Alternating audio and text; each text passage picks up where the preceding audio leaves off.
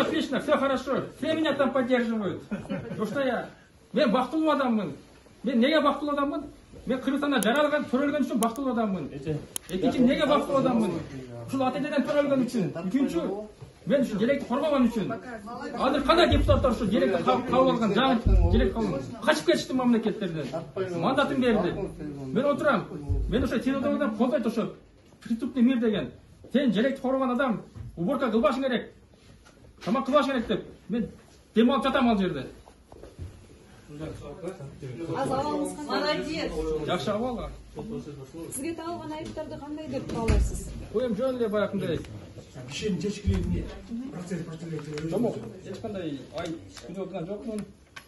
Мен өзүм укугум колдонуп, уруксат берген Горький паркында чогулуш өткөрөм деген. Чогулуш болду, чогулуш жерде тынчтык чогулуш болду. Мен мейрага билдирүү бердим.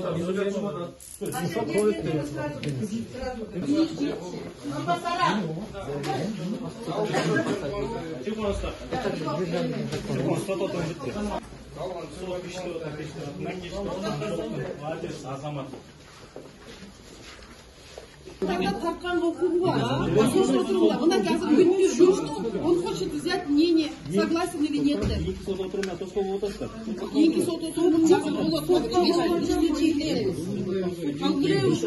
Приставтардың өзін превышать еткені өтті да?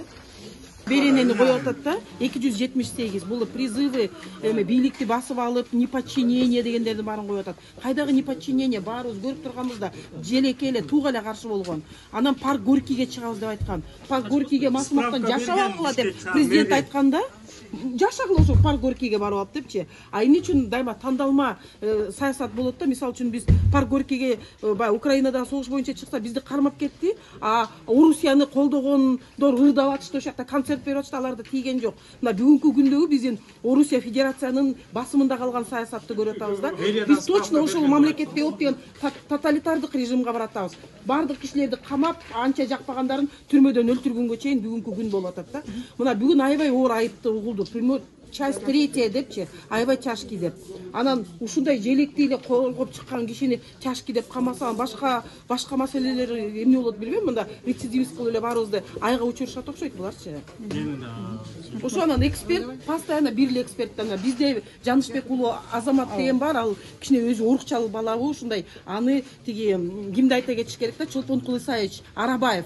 Ошонун кол алдында иштеген жигит экен. Эмне үчүн аны постоянно жанагы саясий иштерге түлтүп коет. Анткени тиги эчтекеге жооп бербейт. Келет дагы эмне материалдын негизинде сен экспертиза жасап атасың десем, эсимде жок дейт. Бир күндө жасап берет, мондай экспертизаны 10-20 кишиге. Анан эсимде жок деп мынакей Олжобай Шакирдикинен эмненин негизинде экспертиза, кайсы материал десе билбей, ГКНБнын следователин чакырса, сотко келбей, канчадан бери Олжобай Шакир отурат. Бул Сакпаев өндүрүш байкеге да келген. Орускул деп айтып койгон нерсеси үчүн сен деген улут аралык жаңжалды чакыртасыз дейт. Орускул деп кимге айтып атат? Кыргызга. Кыргызга айтып атат. Канаке орус каякта? Орускул деп билгенден бери мындай айтып, араб кул, орус кул, дагы бир нерсе кул деп бизде мындай сөздөрдү ушинтип айта беришет. Ал эч кандай орустар улуту жаман деп дагы бир нерсе деген эчтекеси айткан эмес, ал кыргыз жигитке айтып атат. Ошондой болбо депчи. И ошол эле Сакбаев бияка келет, азыр келип алып туруп, оба могул сөздө баскан атат, бийликти кураткан атат деп бетин бир кызартпай туруп. Клоптукун көрдүңөр го, Клопту окугандардын баары нерв болуп, расстройство болуп атат, ошон үчүн жабыш керек деп жабып атат. Бул эмне деген эксперт? Андай экспертизаны мен деле чыгарып коем, мен бийликтин сөзүн уккандан кийин толтура кишилердин нерви кайнап, стресс болуп атышат. Эмне кылабыз анда?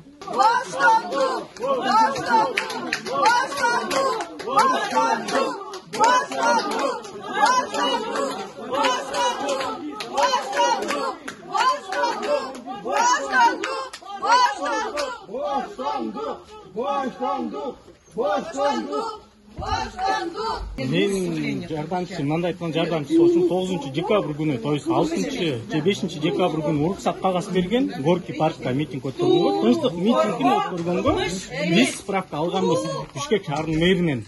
Вот, ошол уруксат кагаздын бардыгынан биз Горький паркта биз митинг өткөргөнбүз. Именно мен ошол жерде болгом, Горький паркта тынч эле өткөрүп биз кеткенбиз.